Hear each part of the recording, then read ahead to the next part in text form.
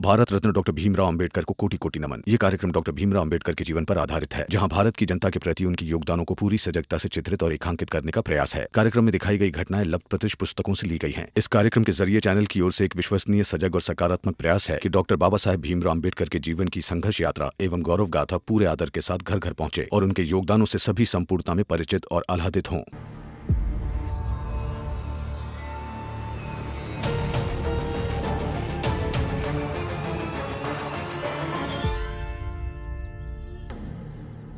ये क्या कर रहे हैं आप?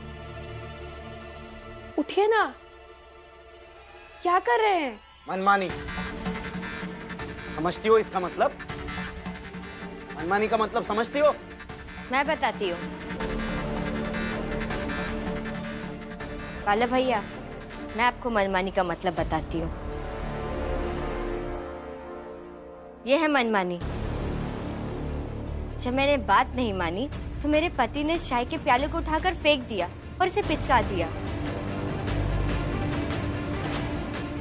अपने पति की शिकायत कर रही हो मुझसे? लक्ष्मी, तुम्हें ना अपने पति को श्रेष्ठ मानने की आदत डाल लेनी चाहिए। छोड़ो लक्ष्मी, किसे समझा रही हो? चलो अपना काम करते हैं। और आपको जब तक बैठने का मन है, बैठिए। मैं बिस्तर बाद में सही कर दूंगी।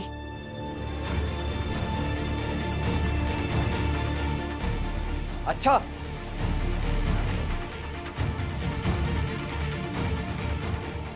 तो तुम यहाँ शिकायत करने आई थी?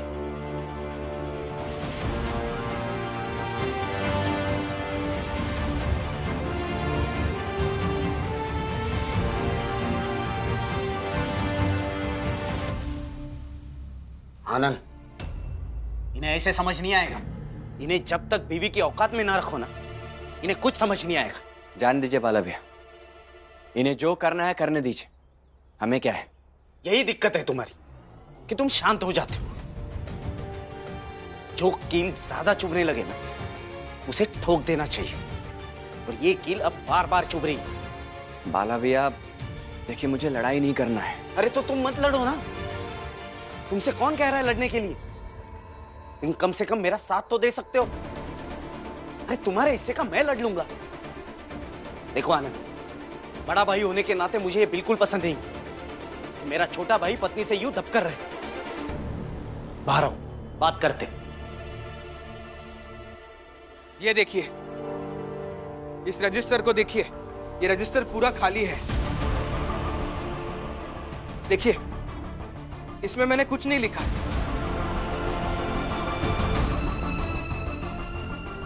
ये दो लोग जो यहाँ खड़े हैं, ये मुझे किसी पेपर को छूने नहीं देते और गिनकर भी नहीं बताते कि कितने बंडल आए, कितने गए, कितने अखबार बिके।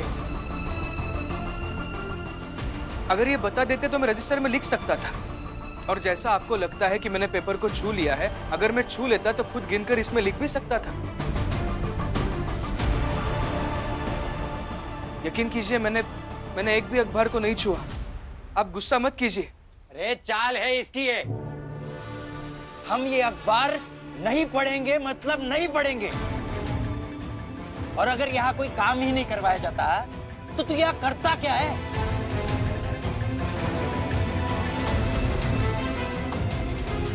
अरे बताइए, झूठ बोल रहे हैं। अरे कोई कंपनी किसी को फोकट में काम पर थोड़ी रखेगी। देखिए, हम ऊपर बात करेंगे। ऐसे नहीं होगा भाइयों।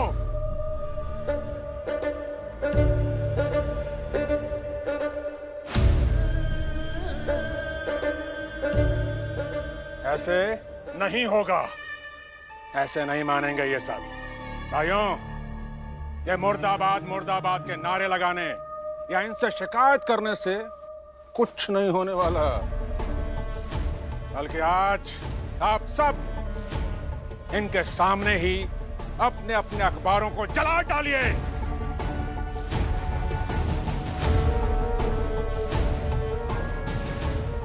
और जलाते समय इन्हें बताना मत भूलिएगा, जब तक ये भीमराव इस ऑफिस में काम करेगा तब तक आप में से कोई भी न तो अखबार पढ़ेगा ना ही अखबार खरीदेगा।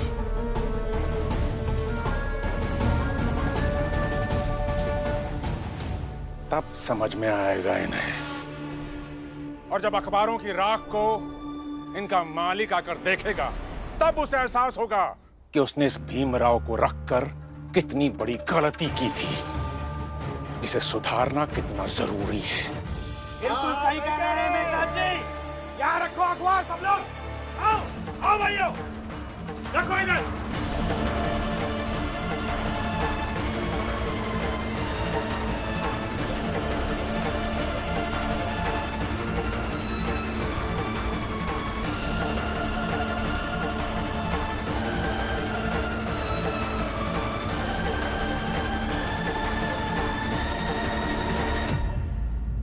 लो भीमराव, किताब, कॉपी, पढ़ने लिखने की चीजें, इन सब से बहुत प्यार है ना तुम्हें? तो अब इन सबके बीच तुम्हारे नौकरी करने के अरमान का अंतिम संस्कार करते हैं। ये क्या किया आपने सर?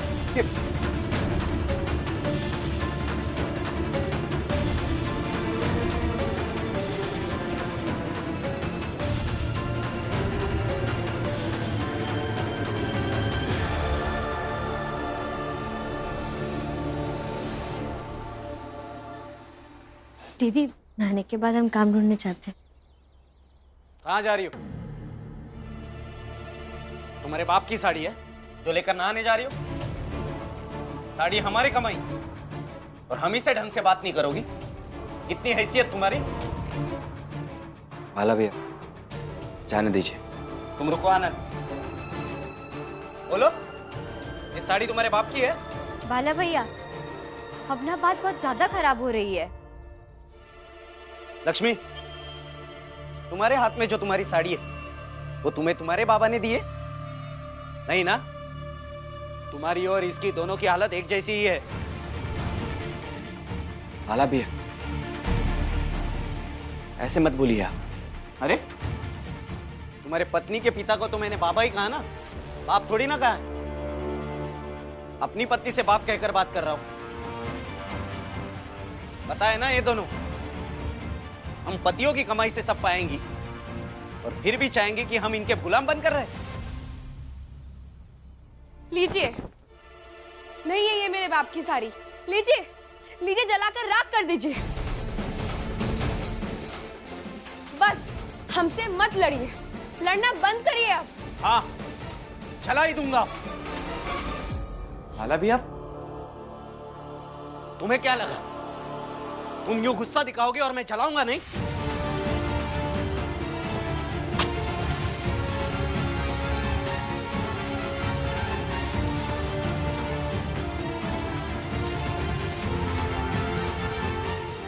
जब इज्जत नहीं करोगी तो कुछ नहीं देंगे। यूं ही जो भी मिलेगा उसे जलाकर राख कर दूंगा। और भी सारी लाती हूँ, सब जला दीजिए। दीदी, आप अपने आप को संभालिए। हाँ, और गुस्सा मत करो। अगर अपना और नुकसान नहीं चाहती हो ना तो गुस्सा बिल्कुल मत करो। लक्ष्मी, तुम करुणा से ज्यादा समझदार हो। अपने हाथ की इस साड़ी को देखो और सोचो कि आनंद तुम्हारे लिए क्या क्या करता है, और अपने पति की इज्जत करना शुरू करो। करुणा की तरह बेवकूफी मत करो कि अपने पति के सामने उसी की खरीदी हुई साड़ी को फेंक दिया। ऐसी गलती कभी मत करना। तभी क्यों, मैं अभी इस साड़ी को फेंक देती हूँ।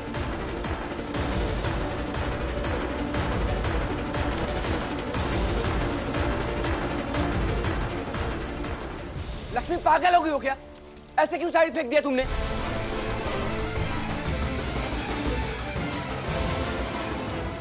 बाप रे, ये क्या हो गया? तुम दोनों कहाँ जा रही हो? बुरा लगा? बुरा लगा ना? बुरा तो लगेगा ही। जब किसी का सामान ऐसे जल रहा होगा तो बुरा तो लगेगा ही। वो भी साड़ी।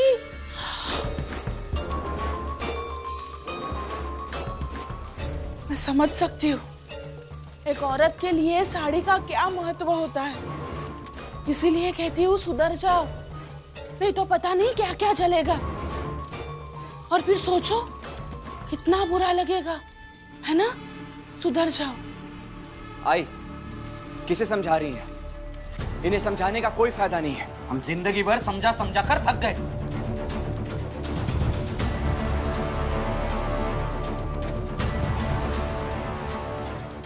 लक्ष्मी, रुको आनंद, जाने दो इन्हें। ठीक, गुस्सा मत हो और अपने बीवियों के ऐसे चले जाने से कमजोर भी मत पड़ो। और बीवी को सही करने की कोशिश हर पति को करनी चाहिए, इसमें कोई बुराई नहीं है। ठीक है, फिर इसे भी जला दीजिए। ये साड़ी मेरे बाप की दी हुई नहीं है, लीजिए इन्हें भी जला दीजिए।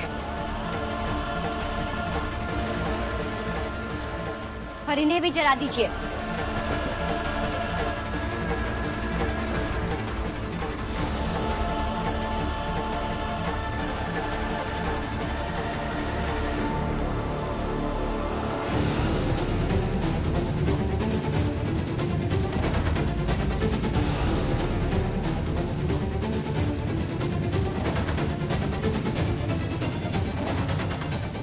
भीमराव, अखबारों की इन राख को देख रहे हो? ध्यान से देखो, ये सिर्फ राख नहीं है भीमराव, गवाह हैं, गवाह। गवाह इस बात के कि हम तुम जैसे लोगों को क्या मानते हैं। राख, सिर्फ राख और कुछ नहीं। इतना ही नहीं भीमराव, हमारी नजर में तुम्हारी कीमत तो राख जैसी है ही, पर हम इस बात में भी विश्वास रखते हैं कि तुमसे जुड़ी हर चीज को राख कर दें। भीमराव, तुम्हें क्या लगता था कि तुम कमरे के अंदर बैठकर हमारे अखबार छू छू कर हमारा धर्म भ्रष्ट करोगे और हमें पता नहीं चलेगा?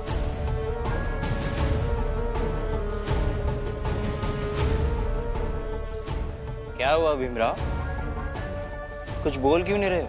सांप सूंघ गया है क्या, या दुख से शांत हो गए हो कि अब नौकरी से तो निकाल ही दिए जाओगे? अरे बेवकूफ भीमराव, इनसे माफी मांगो, इनका गुस्सा कम हो और कम से कम ये कल से हमारा अखबार खरीदना ना बंद करें।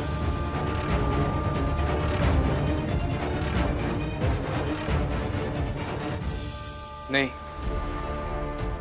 मैं किसी से माफी नहीं मांगूंगा, क्योंकि माफी मांगने जैसा मैंने कुछ किया ही नहीं है।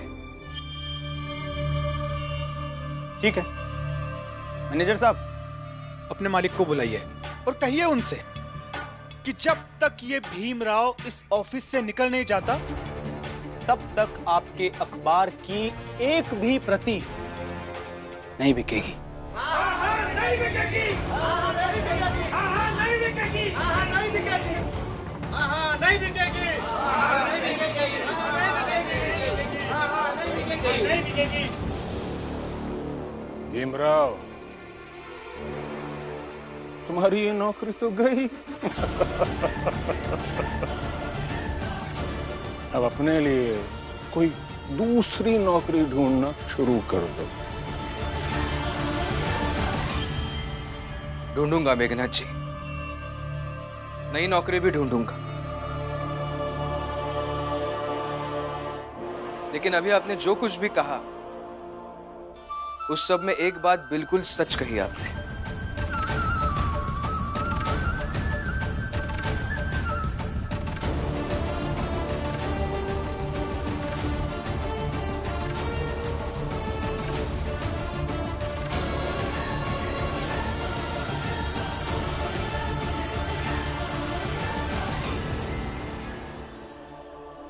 ये सिर्फ राख नहीं है,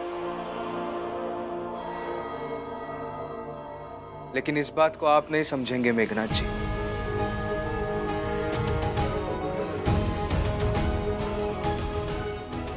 लेकिन आप लोग जो रोज खरीद कर अखबार पढ़ते हो, आप लोगों को दो चीजें सीखनी चाहिए। एक ये कि पढ़ने से ज्ञान का वर्धन होता है,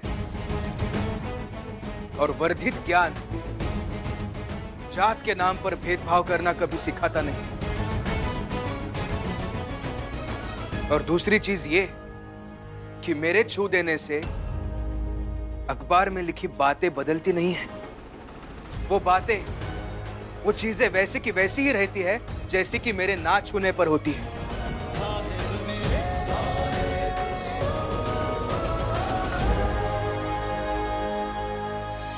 तुम्हारे छूने से ये अखबार राख हो गया। इतना बदलाव हो गया है, और कितना बदलाव चाहिए भीमराव?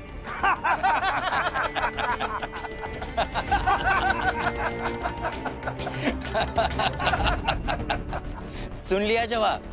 अब तू सोच ले तेरी नौकरी वोकरी का क्या करना है।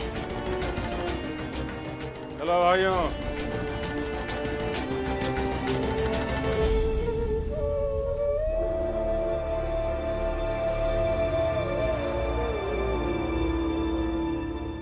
ये इज्जत नीलाम करने जैसा नहीं है।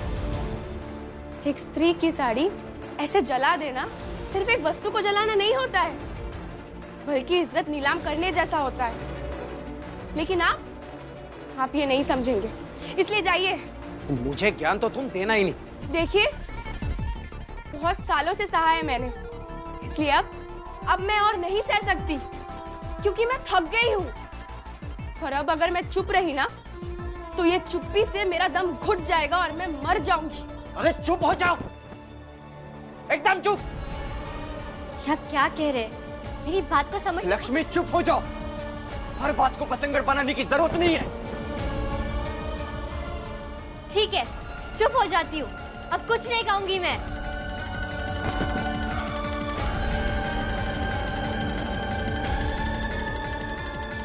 भीमराव, तुम्हारी नौकरी तो गई, अब जाओ यहां से। मुझे नौकरी पर रखना है या नौकरी से निकालना है, ये आप नहीं तय कर सकते। ये तय करेंगे अखबार के मालिक। जब तक अखबार के मालिक यहाँ आते नहीं और मुझसे कहते नहीं जाने के लिए, तब तक नहीं जाऊंगा यहाँ से। बस बहुत हुआ तुम्हारा ये नाटक। तुम दोनों जाओ और जाकर मालिक को बताओ यहाँ जो कुछ भी हुआ है। ठीक है साहब, हम लोग अभी जाकर मालिक को बताते हैं। चलो।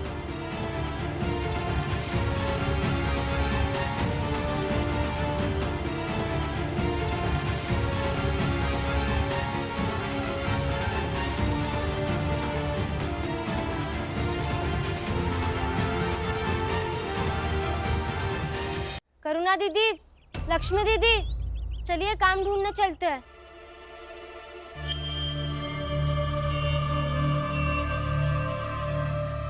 हितेश बाबू, हमका तो लागत है कि रमा का हम लोगन के बारे में सब पता चल गवा है। यह है कि भीम के यहाँ चोरी करे हम लोग गए रहे। तुम्हें कैसे पता? फुलिया हमका चाकू दीस रहा सब्जी काटे खातिर, तो रमा जौन तरह से हमसे बतियाए रही ना, उसे हमका लगा ये का पता चल गवा है। हाँ, पता है तुझे? हो सकता है भीम ने मना किया होगा कि हमारा नाम न ले। छोड़ो ये सब बातें, इस घटना को यहीं भूलो और चलो अपना अपना काम करो।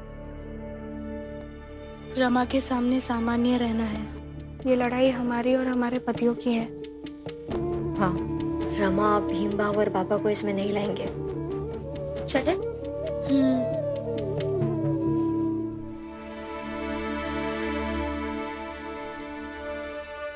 वाह पुरुषोत्तम, अरे इतने पैसे कहाँ से आए जो ऐसे खर्च कर रहे हो? मेहनत करके पैसा जमा किया था और बचा के रखा था। अपने बीवी बच्चे के पास आया हूँ तो खर्च कर रहा हूँ। सही है। और कुछ लोगों को लगता है कि मैं अपने पत्नी से प्यार नहीं करता, लेकिन सच बात यह है कि मैं अपनी पत्नी से बहुत प्यार करता हूँ।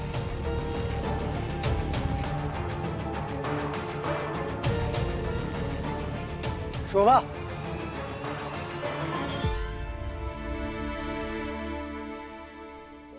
साड़ियाँ लाया हूं तुम्हारे लिए खरीद कर, देखो कैसी है। लाइए, मैं देखती हूँ। और मिठाई भी है। तुम्हारे बाप की साड़ी है जो लेकर नहाने जा रही हो?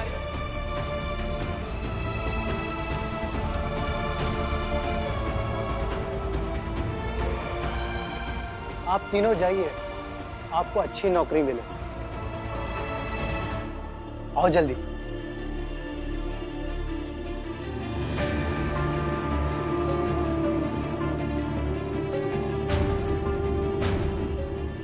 मेहनत करके पैसा जमा किया था और बचा के रखा था। अपने बीवी बच्चे के पास आया तो खर्च कर रहा हूं।